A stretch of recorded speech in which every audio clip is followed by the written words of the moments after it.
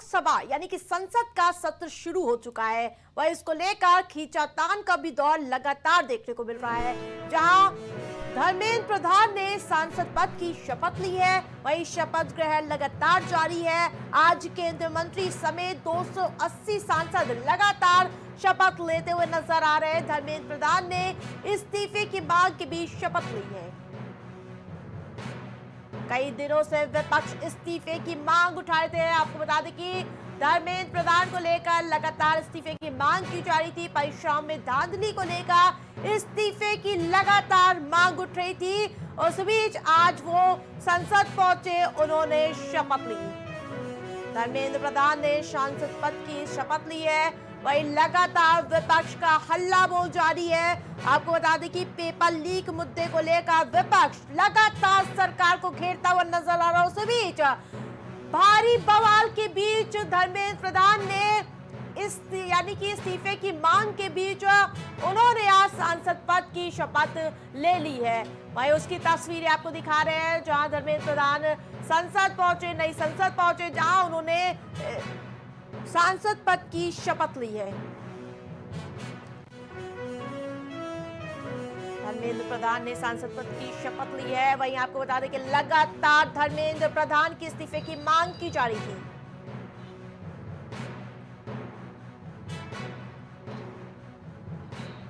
धर्मेंद्र प्रधान ने इस्तीफे की मांग की।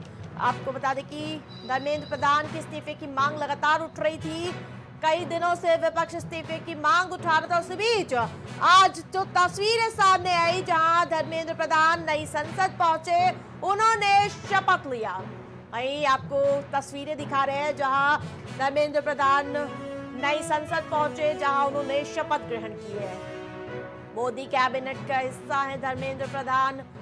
वहीं पेपर लीक मुद्दा जोरों शोरों से विपक्ष के साथ अभ्यर्थी भी उठाते हुए नजर आ रहे हैं।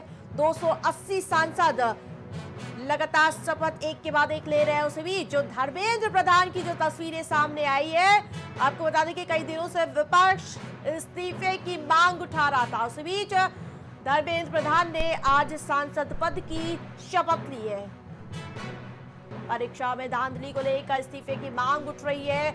लगातार आज भी प्रदर्शन देखने को मिल रहा। अभ्यर्थी लगातार परेशान नजर आ रहे हैं। धर्मेंद्र प्रधान जो कि केंद्रीय शिक्षा मंत्री हैं, उनके इस्तीफे की मांग जोरों शोरों से चल रही है।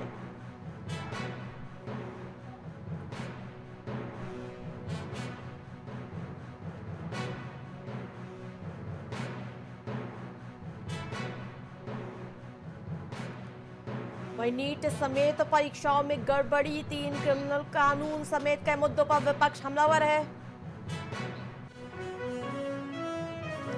18वीं लोकसभा के संसद सत्र की आगाज हो चुका है। आपको बता दें कि विपक्ष एक बार फिर से जोरदार और आक्रामक रुख दिखाता हुआ नजर आ रहा है। जो आक्रामक रुख दिखाता हुआ लगातार विपक्ष नजर आ रहा है। विपक्ष प्रोटेम स्पीकर पद को लेकर लगातार विरोध जताता हुआ नजर आ रहा है। सदन के बाहर विपक्ष ने ताकत दिखाई है। वहीं सोनिया गांधी, मल्लिकार्जुन खड़गे समेत तमाम विपक्षी दल के नेता एकजुट नजर आए।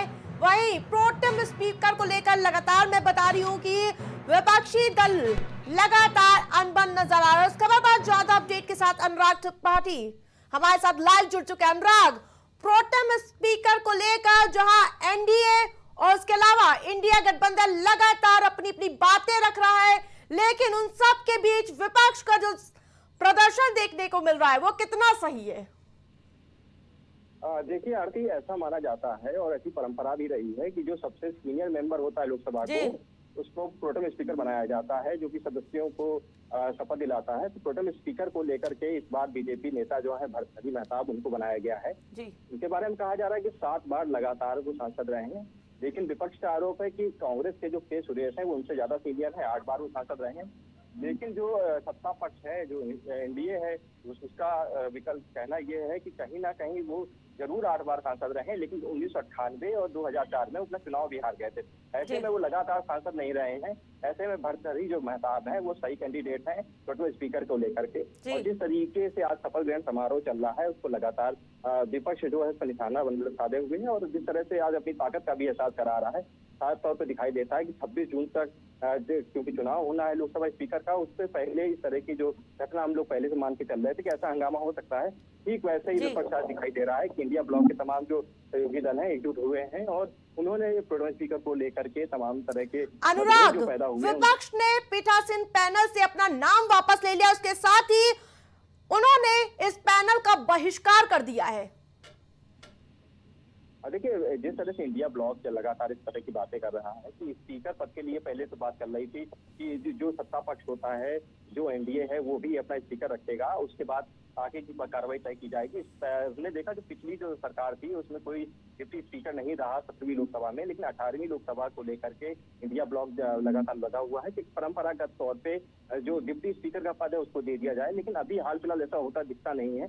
तो इसी को लेकर के तमाम रस्साकसी चल रही है और जिस तरह से स्पीकर को लेकर भी चुनाव की बात पहले तो नहीं आती थी, क्योंकि हमेशा से अभी तक जो था लोकतंत्र में हम देखते आए हैं जब से आजादी के समय से जो भी स्पीकर चुना जाता था आम सहमति से चुन लिया जाता था। लेकिन अगर ये स्पीकर का चुनाव होने जा रहा है तो फर्स्ट टाइम ऐसा होगा आजादी के बाद जो कि स्पीकर का चुनाव होने जा रहा है, जिसको लेकर तमाम मतभेद अब खड़े हो गए हैं। पहली बार है कि बीजेपी जो है 240 सीट पर सिमट के रह गई है, इसलिए तमाम जो इस तरह के मुद्दे हैं जिन्होंने सर उठा रखा है, इसको लेकर के तमाम विपक्षी जो नेता हैं, जो इंडिया ब्लॉक है, तो तमाम सवालात खड़े कर रहा है, जिसका जवाब अभी हाल फिलहाल एनडीए के पास नहीं है। इसीलिए जो स्पीकर का भी चुनाव 26 जून को होने जा रहा है। और अनुराग, विपक्षी दल लगातार संविधान का मुद्दा उठाता हुआ नजर आ रहा है। वहीं सोनिया गांधी से जब पत्रकारों ने पूछा कि पूरे मामले यानी कि संविधान का मुद्दा आगे बढ़ने वाला है, तो सोनिया गांधी ने कहा कि अब संविधान बोलेगा।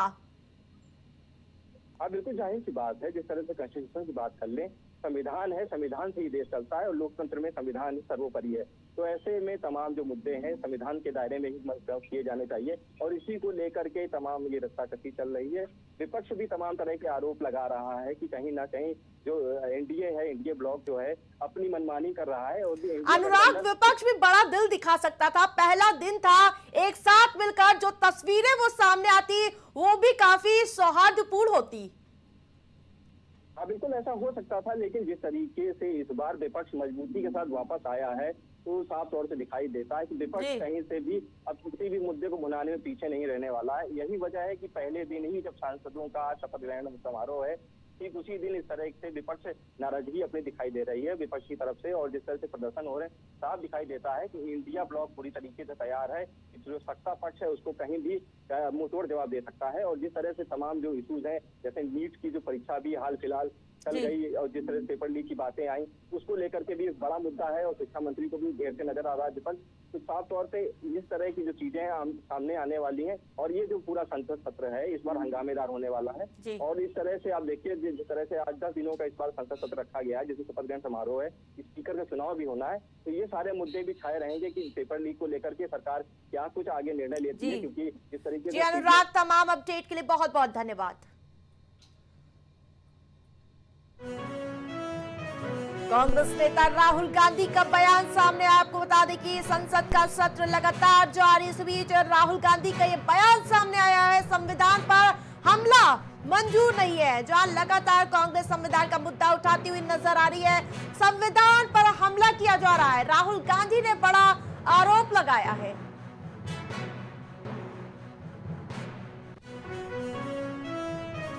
जहां संविधान को लेकर लगातार कांग्रेस पार्टी हमलावर नजर आ रही है, जहां सोनिया गांधी भी लगातार हमलावर रुख अख्तियार कर रही है। जिस प्रकार देखने को मिला संसद सत्र से पहले विपक्ष एकजुट होकर निकला बाहर, वहीं मार्च के दौरान संविधान की कॉपियां लहराते हुए नजर आए और अब राहुल गांधी का बड़ा बयान सामने आया है, संविधान पर सरकार हमला कर रही है।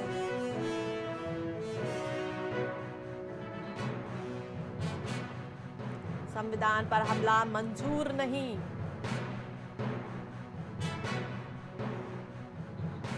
संविधान पर हमला किया जा रहा, सरकार पर लगातार एक के बाद एक विपक्षी दल हमलावर नजर आ रहे हैं। वहीं राहुल गांधी ने सत्र से पहले बड़ा बयान दिया कि संविधान पर हमला कर रही है सरकार।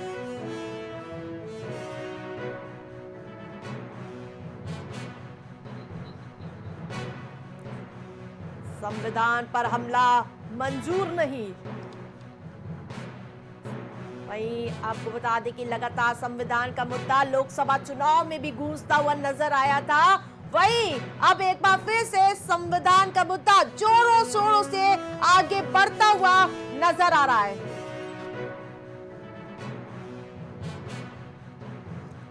संविधान को लेकर लगातार विपक्षी दल मोदी सरकार के खिलाफ हल्ला बोल लगातार जारी है, जहां मार्च करती हुई सोनिया गांधी, मल्लिकार्जुन खड़गे समेत तमाम नेता, इंडिया गठबंधन के नेता मौजूद रहे। तो वहीं अब एक बार फिर से राहुल गांधी ने बड़ा हमला बोल दिया सरकार पर, जहां प्रोटेम स्पीकर को लेकर भी लगातार विपक्षी दल सहमत नजर नहीं आ रहे हैं। वहीं आपको बता दें कि अब संविधान का मुद्दा जोरों शोरों से गरमाता हुआ नजर आ रहा है।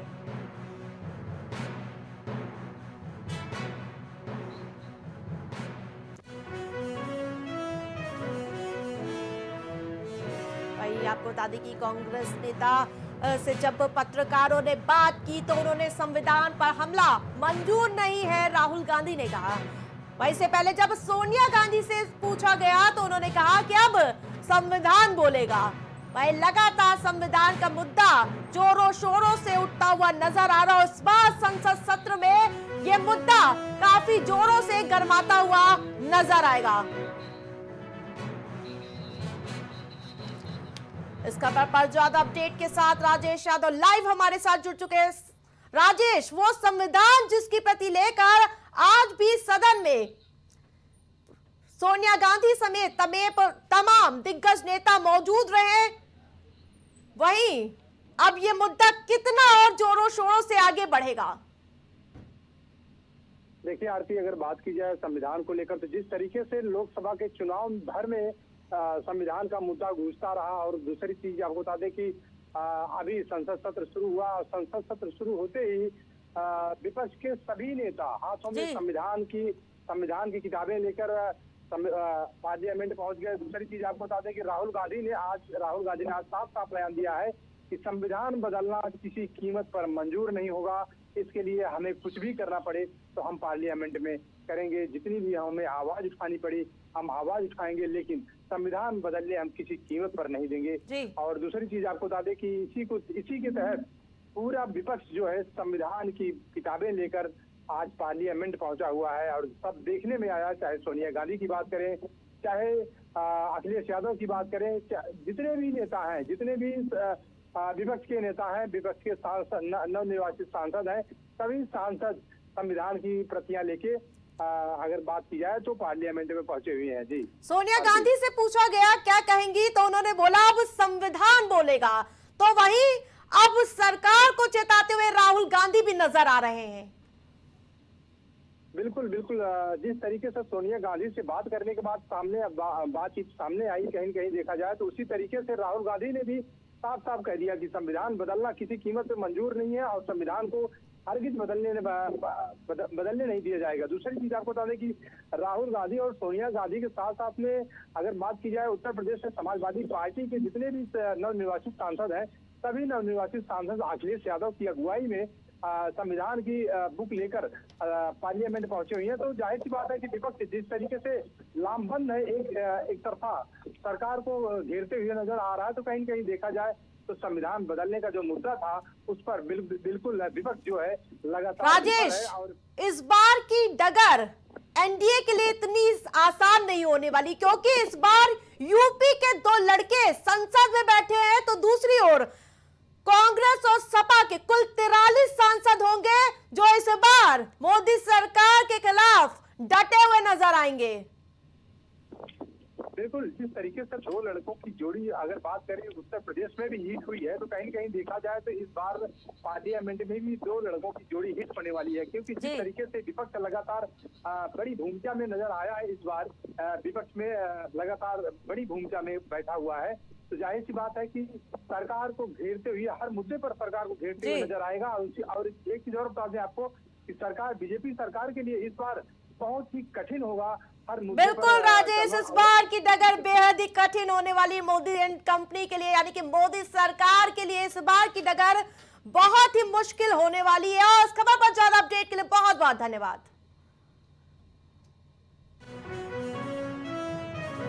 सपा के सांसद अफजाल अंसारी सदन पहुंचे, जहां आपको बता दें कि अफजाल अंसारी सदन पहुंचे। विपक्ष की रणनीति पर अफजाल अंसारी ने बयान दिया है। 18वीं लोकसभा के पहले सत्र की आज से शुरुआत हुई है। सत्र में विपक्ष ने हंगामे के मूड में दिखाई दिए, जहां लगातार तल्ख तेवर देखने को मिल रहे हैं। वहीं इस दौरान अफजाल अंसारी ने क्या कुछ कहा, ये आपको सुनाते। जो मुद्दे हैं वो अपनी जगह हैं। अभी लोकसभा के सदस्यों को शपथ और शपथ ग्रहण का ये कार्यक्रम, उसके बाद स्पीकर का चुनाव और फिर उसके बाद विपक्ष अपनी रणनीति तय करेगा। और प्रोटेम स्पीकर को लेकर भी लगातार बवाल हो रहा है। हाँ, बात कही गई है, आपत्ति के योग्य है विषय, और होना ये चाहिए था कि कोई सीनियर अगर बनाया गया होता तो और अच्छा होता।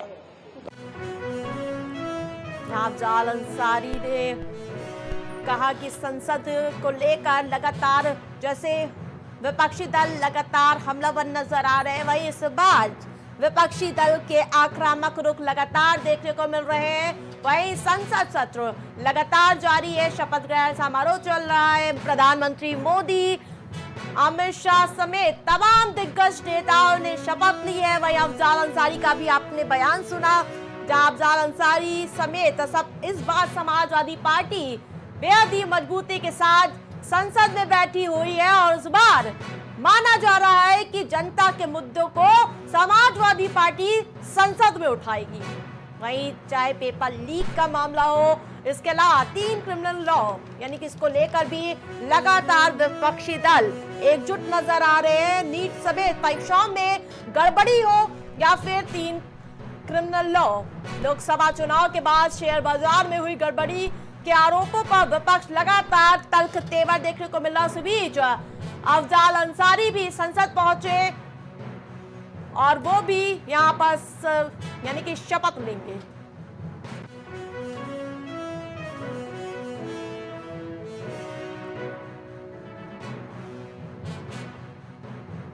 विपक्ष की रणनीति पर अफजाल ने बयान दिया। उन्होंने समझाया कि इस बार मोदी सरकार की डगर इतनी आसान होने वाली नहीं है। विपक्षी दल एक बार फिर से रणनीति के साथ सदन में मौजूद है। अखिलेश यादव को पहली कतार में सीट मिली है। आपको बता दें कि संसद सत्र लगातार जारी, इस बीच विपक्ष की बेंच में पहली कतार पर बैठेंगे अखिलेश यादव।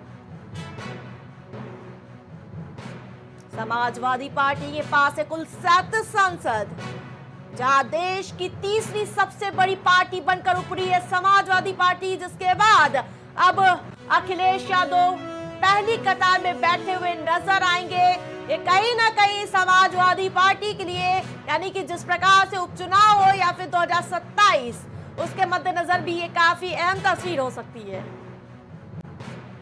समाजवादी पार्टी के कुल 37 सांसद है। जिस प्रकार से उत्तर प्रदेश में समाजवादी पार्टी ने बेहतर प्रदर्शन किया है, वही उसकी आज तस्वीर भी देखने को मिली। जिस प्रकार से पत्नी डिंपल यादव के साथ जब अखिलेश यादव संसद पहुंचे तो सभी का जो जोश था वो देखने लायक था। वही जिस प्रकार से आज फिर से जब दोबारा वो संसद पहुंचे, लगातार विपक्षी दल का जोश हाई नजर आ रहा। देश की सबसे बड़ी पार्टी यानी कि सबसे बड़ी तीसरी पार्टी बनकर उभरी है। वहीं आपको बता दें कि अखिलेश यादव को पहली कतार में सीट मिली है। इस खबर पर ज्यादा अपडेट के साथ राजेश यादव लाइव हमारे साथ जुड़ चुके हैं। राजेश, इस बार सबसे पहली कतार में अखिलेश यादव बैठे नजर आएंगे तो जनता के मुद्दे भी बेहद ही अहम हो सकते हैं।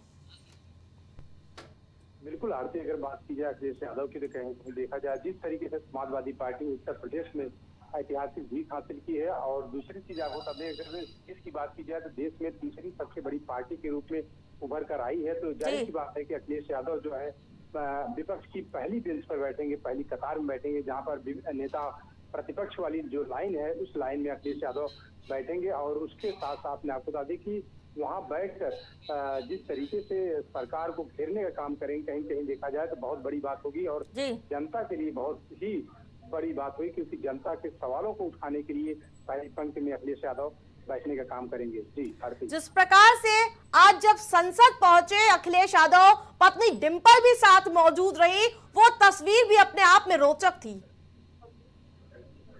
बिल्कुल आरती, अगर बात की जाए समाजवादी पार्टी के नवनिर्वाचित सांसदों की, कहीं न कहीं देखा जाए 37 नवनिर्वाचित सांसद हैं समाजवादी पार्टी के, जिसमें आपको बता दें कि उनके अखिलेश यादव के साथ साथ में उनकी पत्नी डिंपल यादव, और उसके अलावा जो उत्तर प्रदेश की हॉट सीट थी, जो हॉट सीट कही जाती थी, वो बीजेपी के लिए भी और समाजवादी पार्टी के लिए भी वो वर्चस्व की सीट थी, जो जिसका नाम अयोध्या था। अयोध्या से जहाँ अवधेश प्रसाद जीते हुए, और अवधेश प्रसाद भी अखिलेश यादव के पास में बैठे हुए पहली पंक्ति में नजर आए, तो जाहिर सी बात है, बहुत बड़ी बात है समाजवादी पार्टी के लिए। और समाजवादी पार्टी जो विपक्षी दल राजेश लगातार संविधान की प्रतियां लेकर पहुंचा था जो संसद भवन में, संविधान का मुद्दा और कितना अधिक गर्मा सकता है?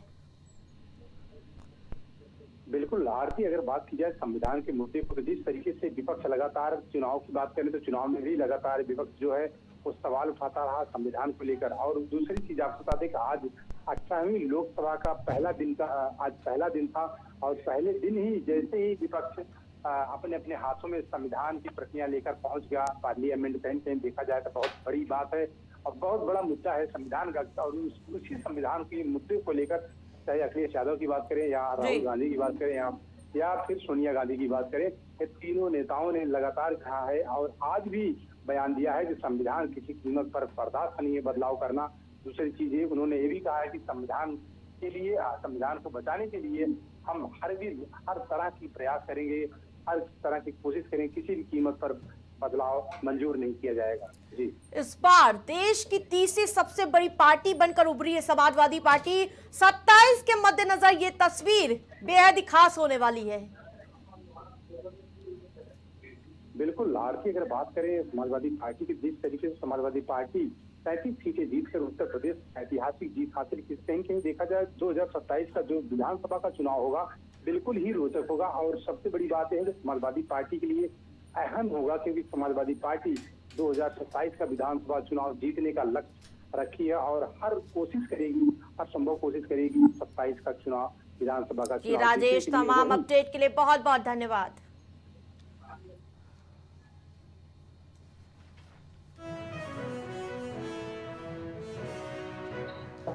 अखिलेश यादव पहली कतार में नजर आएंगे, वहीं 10 सीटों पर उपचुनाव भी होने हैं। इसके अलावा देश की तीसरी सबसे बड़ी पार्टी बनकर उभरी है समाजवादी पार्टी। केजरीवाल को की जमानत पर सुप्रीम कोर्ट का बड़ा फैसला सामने आया है। आपको बता दें कि केजरीवाल से जुड़ी बड़ी अपडेट, अरविंद केजरीवाल को सुप्रीम कोर्ट से राहत नहीं, जहां अरविंद केजरीवाल को बड़ा झटका लगा है। केजरीवाल की अर्जी पर अब 26 जून को यानी कि अब अगली सुनवाई 26 जून को होगी। दिल्ली हाई कोर्ट ने जमानत पर रोक लगाई थी। इस खबर पर ज्यादा अपडेट के साथ राजेश यादव हमारे साथ लाइव जुड़ चुके। राजेश, एक के बाद एक झटका लगता हुआ नजर आ रहा है केजरीवाल को। बिल्कुल आरती से बात की जाए केजरीवाल की, कहीं कहीं ये बहुत बड़ा मुद्दा बनता जा रहा है। केजरीवाल को जिस तरीके से हाई कोर्ट ने जमानत पर रोक लगा दी थी, उसको लेकर अगर बात की जाए तो केजरीवाल के जो वकील थे, वकीलों ने सुप्रीम कोर्ट में याचिका लगाई थी, सुप्रीम कोर्ट में सुनवाई हुई, लेकिन सुप्रीम कोर्ट ने अभी तक रोक लगा दी उनकी जमानत पर। लेकिन 26 जून को फिर से इसकी सुनवाई होनी है अरविंद केजरीवाल के मामले को लेकर। अब उस पर देखने वाली बात होगी 26 जून को सुप्रीम कोर्ट कौन सा फैसला देती है, अरविंद केजरीवाल को बेल देती है। राजेश, अब अगली सुनवाई कब होगी मामले में? देखिए, अगर बात की जाए अगली सुनवाई के लिए, तो अरविंद केजरीवाल के मामले को लेकर सुप्रीम कोर्ट ने 26 जून का डेट तय किया है और 26 जून को अगली सुनवाई होगी।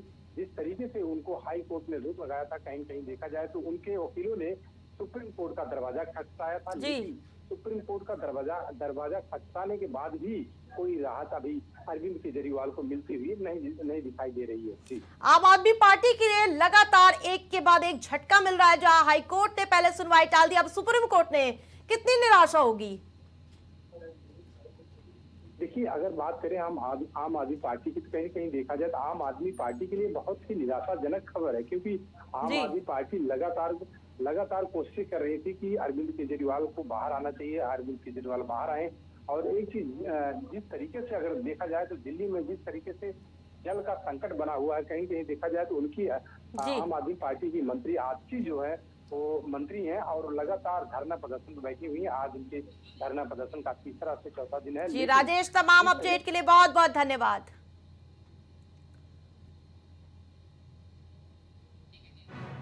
अरविंद केजरीवाल को सुप्रीम कोर्ट से भी अब झटका लगा है। जहां पहले हाई कोर्ट ने बेल के लिए इनकार कर दिया था, वहीं अब सुप्रीम कोर्ट इस मामले की 26 जून को सुनवाई करेगी।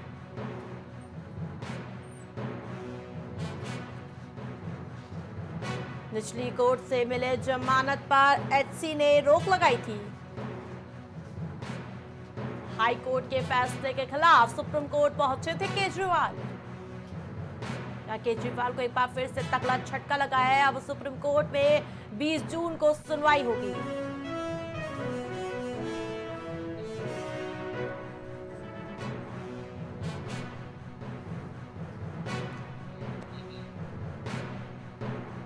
वही एक के बाद एक झटका लगता हुआ नजर आ रहा है केजरीवाल को, जहां अब तगड़ा झटका सुप्रीम कोर्ट से लगा है। 26 जून को अगली सुनवाई होनी है।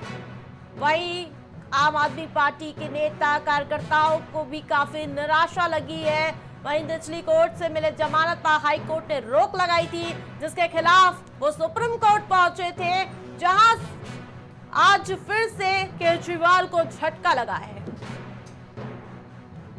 अब अगली सुनवाई 26 जून को होगी। जहां लगातार अपडेट बता रहे हैं आपको, केजरीवाल की जमानत पर सुप्रीम कोर्ट का फैसला आ चुका है, जहां राहत मिलती हुई नजर नहीं आई केजरीवाल को। जहां हाई कोर्ट के फैसले के खिलाफ सुप्रीम कोर्ट पहुंचे थे, लेकिन वहां से भी राहत की उम्मीद नहीं मिली। जहां ईडी ने हाई कोर्ट में अर्जी दाखिल की थी, जिसके बाद हाई कोर्ट ने फिलहाल के लिए उनकी जमानत पर रोक लगा दी थी। अब वही जमानत को लेकर सुप्रीम कोर्ट पहुंचे थे, वहां से भी उनको राहत नहीं मिली। ज्यादा अपडेट के साथ मोहम्मद कलीम हमारे साथ लाइव जुड़ चुके। कलीम, बड़ा झटका केजरीवाल को मिला है, जहां सुप्रीम कोर्ट ने जमानत के लिए इनकार कर दिया। कलीम,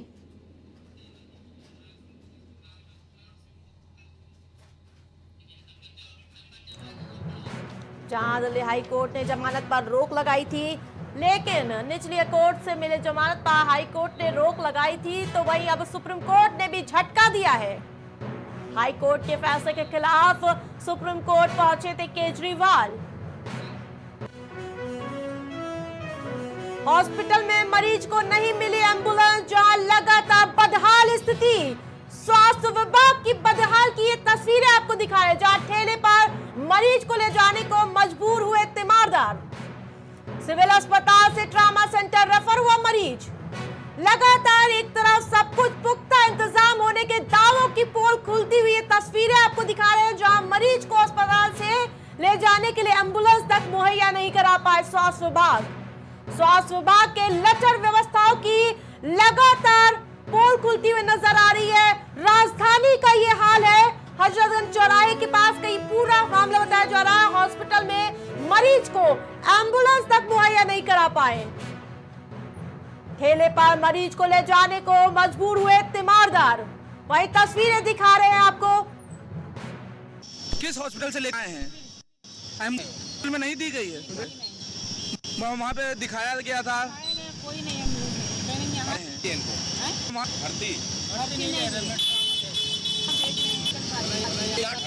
ले जा रहे हो तो ड्रामा तो वो लोग खुले भेजते हैं। ट्रामा उन्होंने रेफर किया है, लेकिन भर्ती नहीं लिया है ना, और कोई एम्बुलेंस नहीं दी आप लोगों को। कहाँ के रहने वाले हैं आप लोग? डालीगंज के। क्या बीमारी है इनको? शुगर भी है और ये हो गया है। जहां लगातार डिप्टी सीएम ब्रजेश पाठक छापा मारते हुए नजर आते हैं, लेकिन उनकी भी यानी कि सख्ती का असर देखने को नहीं मिल रहा है। लगातार स्वास्थ्य व्यवस्थाओं की पोल खुलती हुई नजर आ रही है। जहां ये सिविल अस्पताल का ऐसा मामला सामने आ रहा है, वही सिविल अस्पताल से ट्रामा सेंटर रेफर किया गया था। जब एम्बुलेंस नहीं मिली तो परेशान तीमारदार ठेले पर ले जाने को मजबूर हो गए। मरीज को अस्पताल ले जाने के लिए एम्बुलेंस तक मुहैया नहीं करा पाया स्वास्थ्य विभाग। इस खबर पर ज्यादा अपडेट के साथ लाइव हमारे साथ मोहम्मद कलीम जुड़ चुके हैं। कलीम, लगातार स्वास्थ्य व्यवस्थाओं के लचर व्यवस्था देखने को मिल रही है, ये हाल सिविल अस्पताल से सामने आ रहा है। देखिए, आपने जिस तरीके से बात की जाए स्वास्थ्य विभाग की जो पोल खोलती हुई है तस्वीर सामने आई है, क्योंकि जिस तरीके से अगर अस्पतालों की बात की जाए वहां पर स्वास्थ्य विभाग को दुरुस्त करने के जो दावे किए जाते हैं, एम्बुलेंस मुहैया कराने के दावे किए जाते हैं, लेकिन जो तस्वीर है उन सभी दावों की पोल खोलती हुई नजर आई। क्योंकि डालीगंज से जिस तरीके से इस मरीज को सिविल अस्पताल लाया गया था इलाज के लिए, लेकिन यहाँ पर उसका इलाज नहीं हुआ। यहाँ पर डॉक्टरों ने उसे ट्रामा सेंटर रेफर कर दिया। ट्रामा सेंटर रेफर करने के दौरान जिस तरीके से अगर एम्बुलेंस मुहैया कराने की बात की जाए, एम्बुलेंस मांगी गई तो वहां पर किसी तरह की कोई भी एम्बुलेंस उसको नहीं मुहैया कराई गई। साफ कहा गया कि मरीज कलीम, वायरल वीडियो का अभी तक जिम्मेदार अधिकारियों ने संज्ञान लिया है या फिर अभी भी नींद में सो रहे अधिकारी? करके अगर जो सिविल अस्पताल के सीएमएस है उनसे इस मामले को लेकर के जब फोन पर जानकारी हासिल करने की बात की जाए तो जानकारी के लिए जब फोन किया गया था तो उनका किसी तरीके से फोन नहीं उठा, और फोन ना उठने के पीछे अगर वजह बताई जाए तो अभी तक किसी तरह का कोई ठोस जवाब की बात की जाए वो नहीं मिल पाया। लेकिन जिस तरीके से ये वीडियो सोशल मीडिया पर तेजी से वायरल हुआ है, उस वायरल वीडियो का किसी तरह की अभी संज्ञान नहीं लिया गया। लेकिन ये जरूर दावा किया जा रहा है कि जिस तरीके से अस्पतालों में जो स्वास्थ्य व्यवस्था है वो दुरुस्त करने के जो दावे हैं वो पूरी तरीके से खोखले साबित हुए। क्योंकि डिप्टी सीएम ब्रजेश पाठक की अगर बात की जाए वो कई बार अस्पताल का भी निरीक्षण किए और उसमें कई खामियां मिली थी, जिसको लेकर के निर्देश भी दिए गए थे। कई बार वो खुद लाइन लगा के पर्चा बनवाने के लिए पहुंचे थे, वो तस्वीरें सामने आई थी और एक तरीके से वहां पे जो अफरा तफरी मची थी उसको लेकर के भी वहां पर जो निर्देश दिए गए थे मरीजों के पास वो पहुंचे थे। लेकिन जो तस्वीरें सामने आई हैं उन तस्वीरों के बाद एक बार फिर से जब सिविल अस्पताल की जो पोल खुली है उसको लेकर के क्या कुछ निर्देश दिए जाएंगे या फिर क्या कुछ एक्शन लिया जाएगा, ये आने वाला समय ही बताएगा। फिलहाल जो मरीज की अगर बात की जाए, मरीज इस कड़ाके की धूप के बीच जिस तरीके से ठलिया पर ले जाते हुए जो ट्रामा सेंटर पहुंचाया जा रहा है, लेकिन अभी अगर जो तस्वीरों की बात की कड़ाके की धूप को लेकर के साफ तौर से निर्देश दिए जा रहे हैं, लेकिन उन निर्देशों को की भी पूरी तरीके से सिविल अस्पताल ने अवहेलना की है, जिसके कारण जो मरीज है वो धूप में ही ट्रामा सेंटर में जाने को मजबूर हुआ है। जी, तमाम अपडेट के लिए बहुत बहुत धन्यवाद कलीम।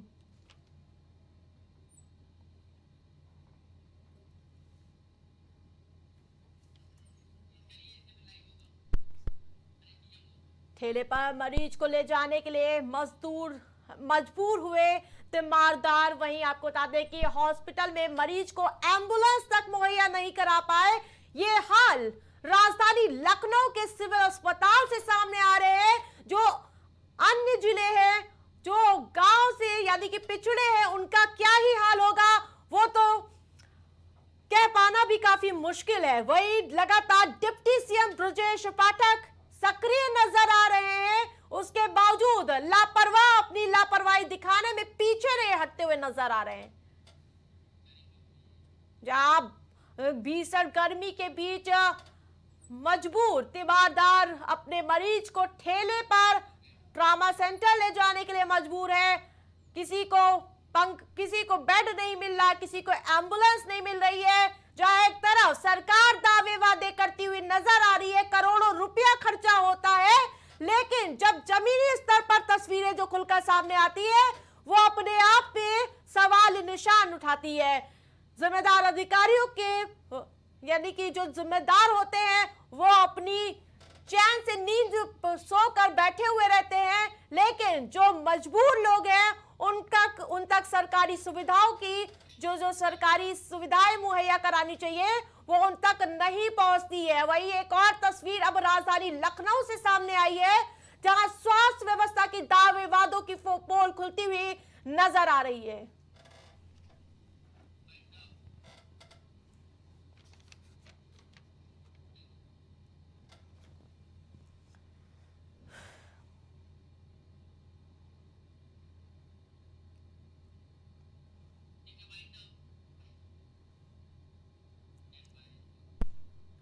इस बुलेटिन में फिलहाल इतना ही। देखते रहिए प्राइम टीवी। कुछ भाव पुष्प। आप देख रहे हैं प्राइम टीवी, सच साहस सरोकार।